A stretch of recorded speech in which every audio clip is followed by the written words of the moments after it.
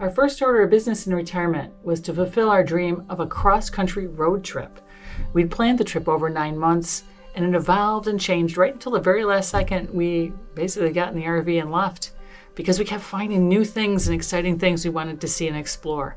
We'd never been away from home for more than 10 days up to this point in time, and we've never even taken out our RV except for one 4-day road trip to Montreal about 3 months before we started this journey.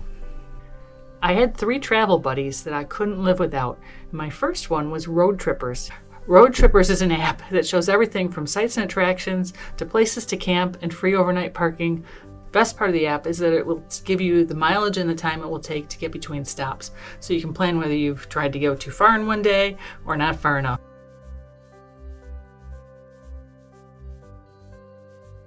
Also, it has a companion app called RV Life that will actually give you the GPS directions that are appropriate for your vehicle. Harvest Host is my second travel buddy, and that basically is free one-night camp stops at all kinds of unique attractions like wineries, breweries, llama farms, apple farms, and everything in between. My third travel buddy is TrailLink, and that is my go-to app to find the best bike trails across the country. My husband jokes about the 55-page book I created for our travels, but it was like a treasure map and contained everything we needed to know to have a successful adventure. And our camping spots weren't random. They were carefully chosen to be either near the attraction that we wanted to see or a bike trail that we wanted to ride.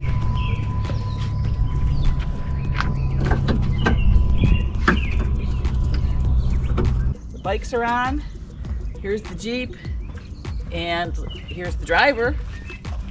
The official driver, but Deb is going to learn how to drive on this in a big rig. That is the way it's going to have to go, because who knows if you need to go. He's come up with horror stories. It's going to have me careening down the road in this big rig There you go. To take him to the hospital. Yeah, there you go, if I have a heart attack. Otherwise, I'll be out someplace. Anything else that happens if you lose limbs or something, that's okay? It's only if you have a heart attack, I have to drive fast? If I lose him, we'll just look for him. Okay, that'll be good. Well, here we are. Here's the rig. It's all loaded up. That took 2 days and more thought than I had anticipated, and more trips from the house in, but maybe we got this under control. We're newbies. Alrighty, day one is 1:18, and we were supposed to start at 8 o'clock in the morning, and we got going, I don't know, we're only 45 minutes from home. Let's just put it that way. It sucks. Everything that was all set to go, unfortunately wasn't.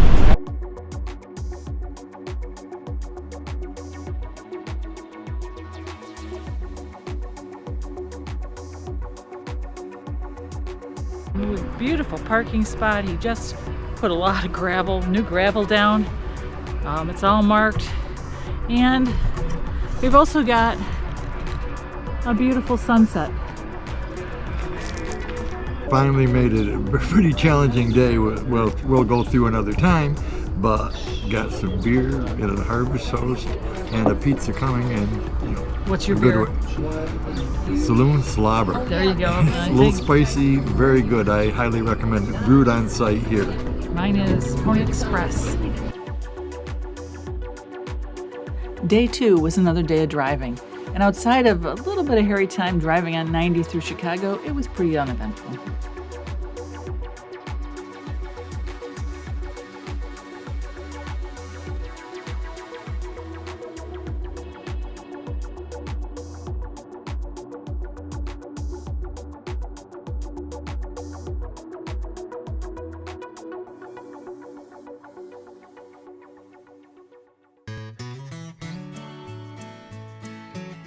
We started our day in Sparta, Wisconsin, where we met Tom at the trailhead. We hired Tom to ride with us to Elroy so that he could drive our Jeep back. And this trail is considered to be the first rail trail in the world. The most exciting features on the trail are the 3 hand-dug tunnels. 2 are 1/3 of a mile long, and 1 is 3/4 of a mile long.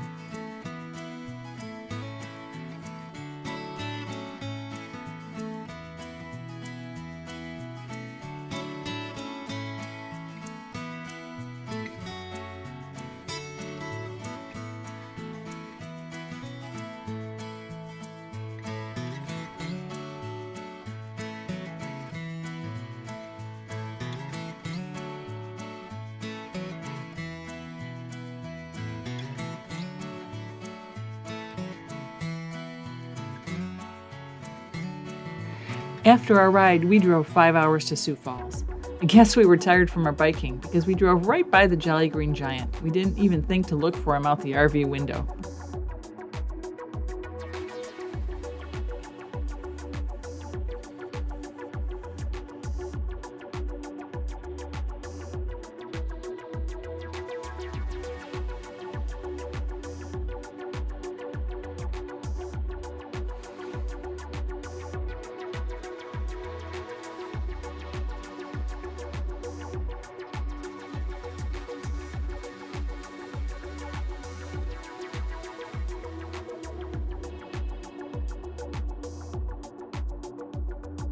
So you're way too excited about the cornfield. Yeah, I'm pretty excited about the ATVs too, although I don't have mine.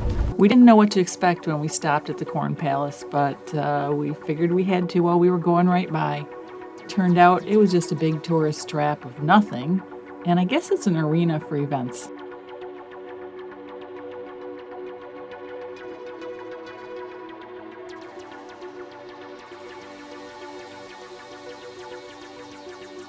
Since we were going right by on Route 90, we decided to take the 38-mile Badlands Loop State Scenic Byway. The stretch was RV friendly, and it passes through some of the most amazing buttes, cliffs, and multicolored spires of Badlands National Park. It was pretty hot. It was 98 degrees, so we didn't stop a lot.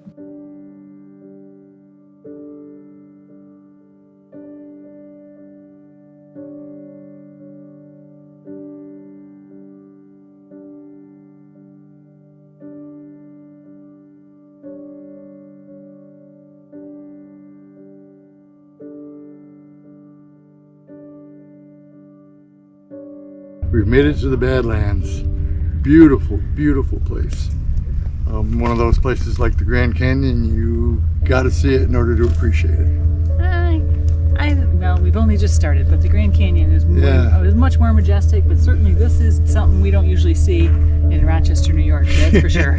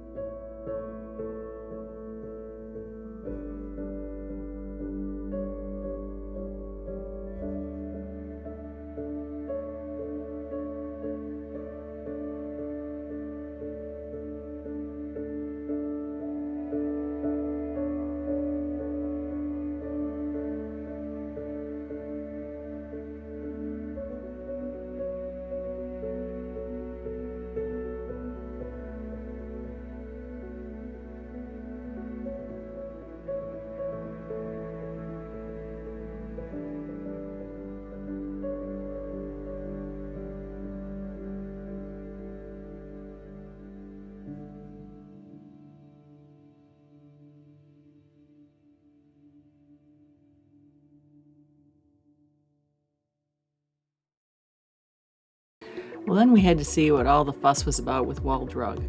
It is a tourist trap, and it is a little bit better than south of the border, but not by much.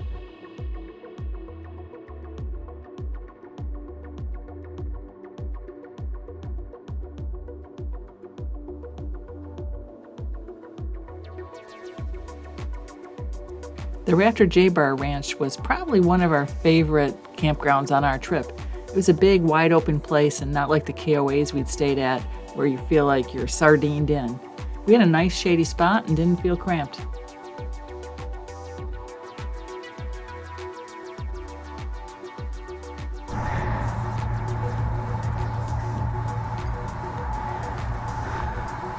Not too far from the bathhouse, had really nice showers and 5 washers and 5 dryers in there. And the camp store is within a quick walk from us.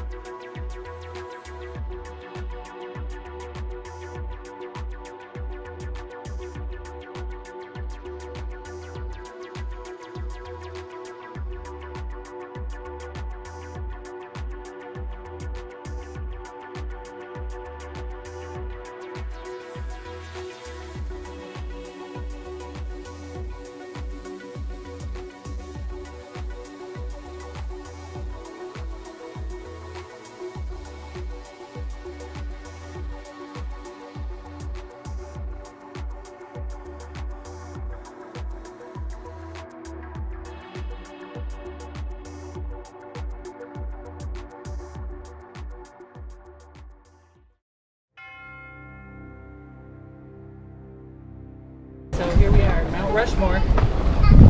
President's behind us.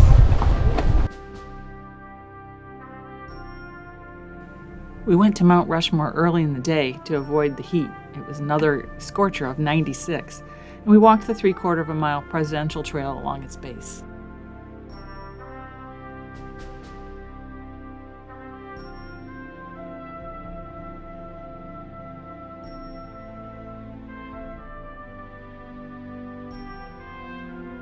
So I'm not sure how much beer trail we're gonna do, but this is one stop on the beer trail, the firehouse, and it looks pretty cool. Yeah.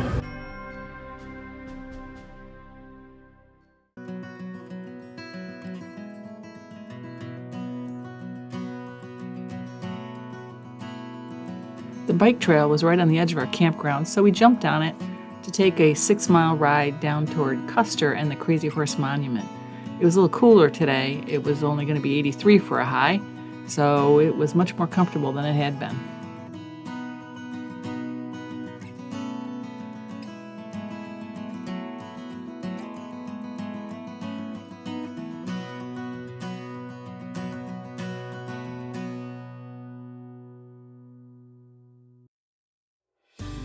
Then we thought we'd take the 40-minute ride up to Deadwood to see what that was all about.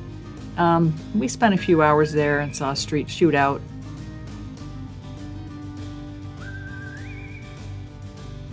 All right, nobody move and nobody get hurt.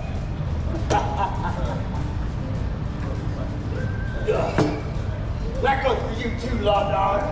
What's wrong with you? And you, wipe that stupid grin off your stupid face. Hey. Oh, man, you stink. Oh, that What was do you know, gross. law dog, huh? You shot David. Our primary reason for stopping in the Black Hills was to ride the George S. Mickelson Trail, an iconic bike trail. Our original plan was to ride the trail on our first day, but with temperatures in the high 90s, we waited until our last day when it cooled down into the low 80s. The ride was 55 miles in total, and we started about 7:45 a.m. and reached the end of the trail in Deadwood about 3 p.m. We were riding uphill for almost half the trip, but we both thought this trail was one of the most beautiful and interesting we've ridden to date.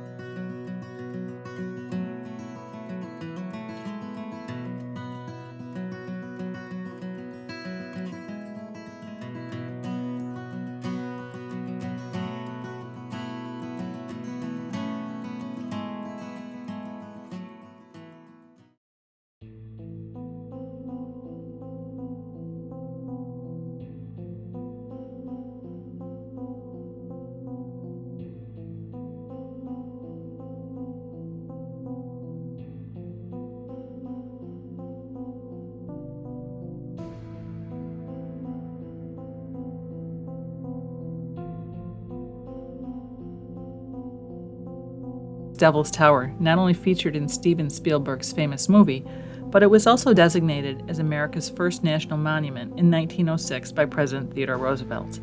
Once we got settled into our campsite, we went to walk the 1.25-mile tower trail that encircles the base. It was kind of funny that every night the campground shows Steven Spielberg's Close Encounters of the Third Kind.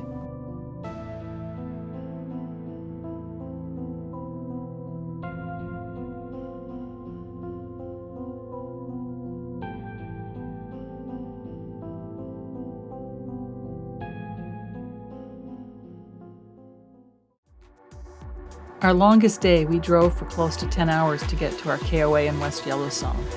We were pretty hungry, so we went into town for dinner. We went to the Three Bears and had a great meal.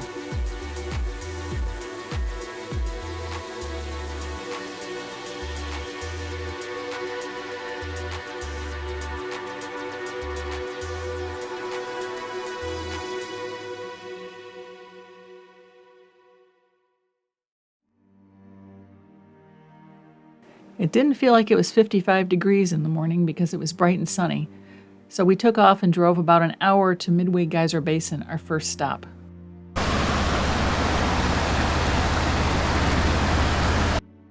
It was interesting to learn that Yellowstone, which is about equal in size to Rhode Island and Delaware together, contains approximately half of the world's geothermal features.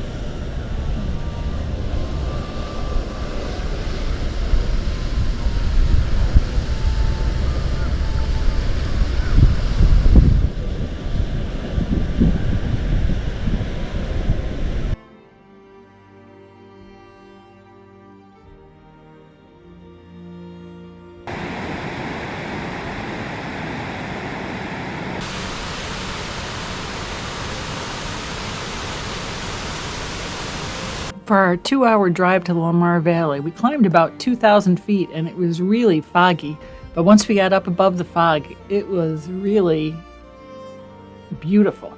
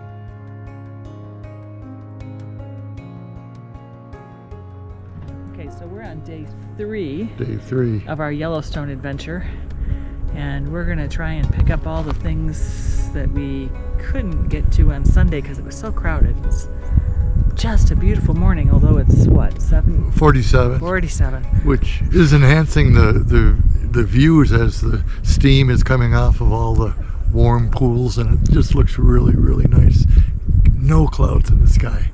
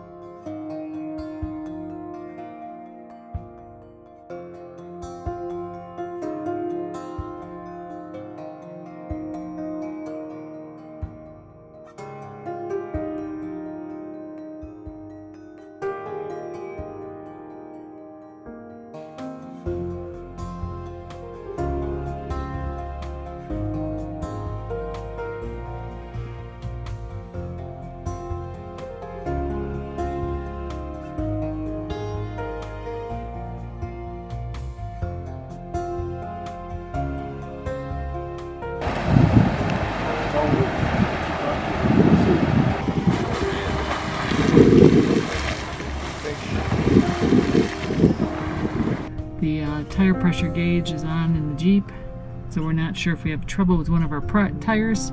We're probably a good 60 miles from our ranch, but luckily we're in Grant Village and there's a auto repair station here, so we're gonna go check out whether we really have a problem or think we have a problem. Yellowstone Lake is North America's largest high-altitude lake with more than 141 miles of shoreline. The lake has an average depth of 139 feet, and its deepest spot is 430 feet.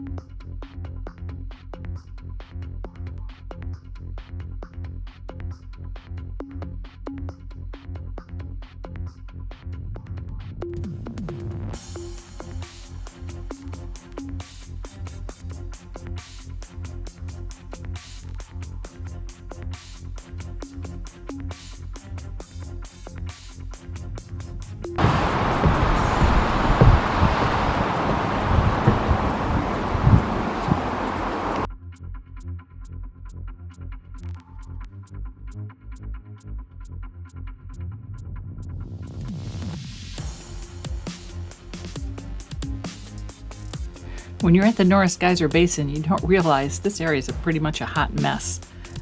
Clear pools can become muddy and boil violently, geysers can cease erupting, and it's sitting on one of the world's largest active volcanoes.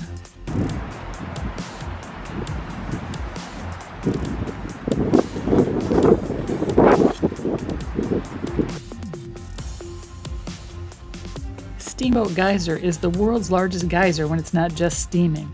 It doesn't erupt very frequently. When it does, it'll shoot water up in the air almost 380 feet, which is 3 times that of Old Faithful.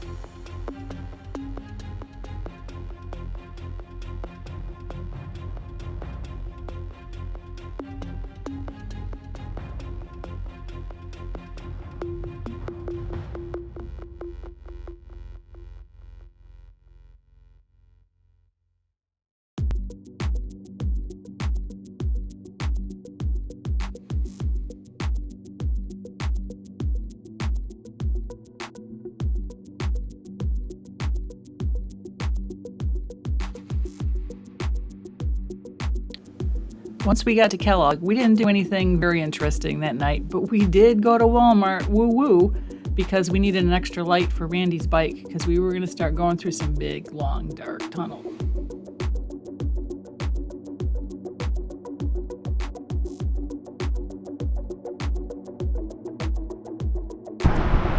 Well, here's our site at the Crystal Gold Mine.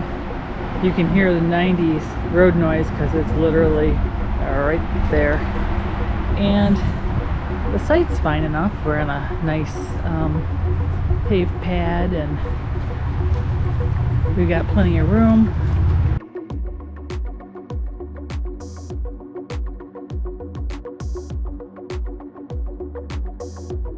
We started the day stopping in Wallace, Idaho to have breakfast at the Red Light Garage. They're famous for their huckleberry pancakes. Unfortunately, they didn't open till 9 a.m. and we'd have to wait for almost an hour.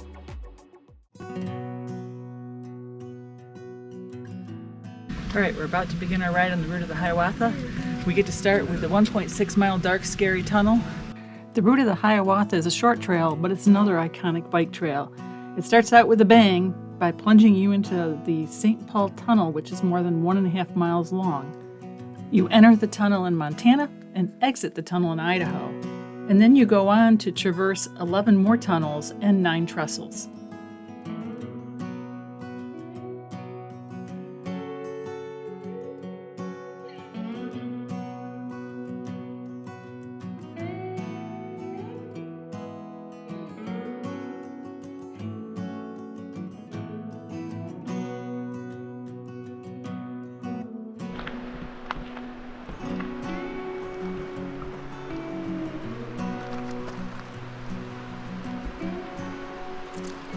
He was chewing on me.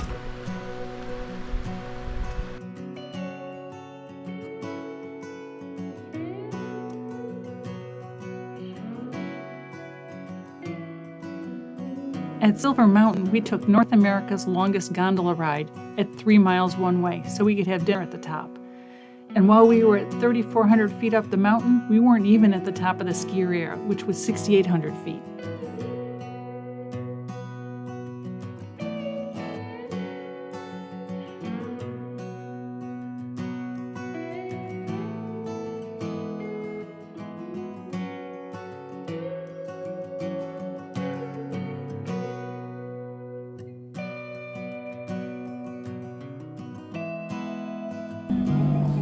Well, as usual, I started eating my food before I started videoing my food, but this is what you get when you get to the top of the ski slope.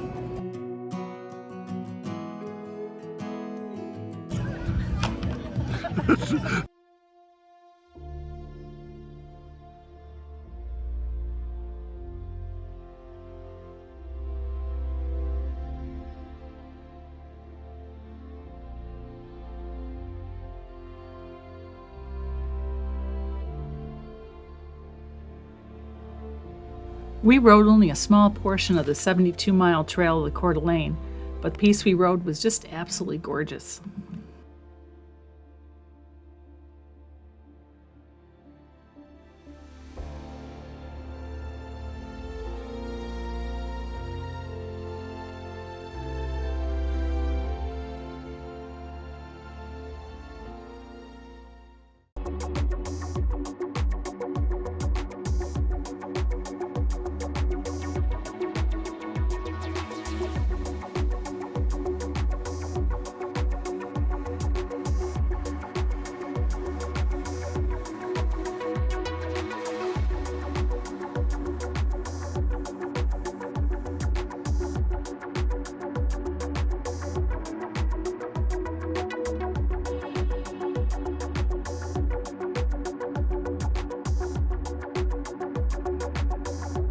So we thought we'd take a minute and tour the Lake Easton Resort.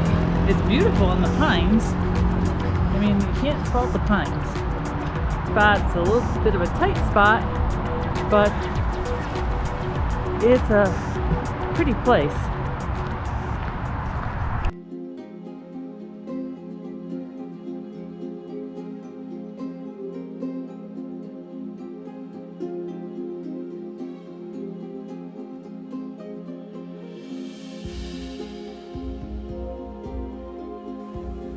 The Palouse Cascades Trail is 250 miles long, so we only took on a very small section.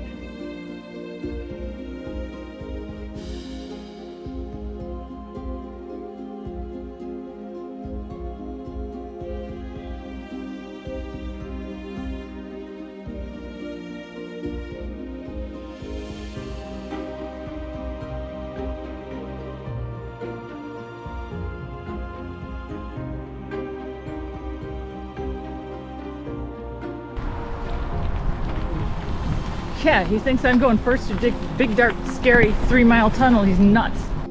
I'm scared. The highlight of the trail for us was the 2.3-mile long Snoqualmie Tunnel.